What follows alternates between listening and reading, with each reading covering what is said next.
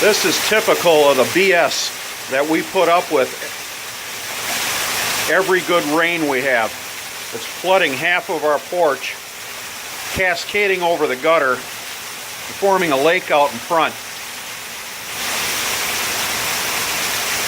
Makes me wonder how long a board member would wait if they had this problem before it was fixed.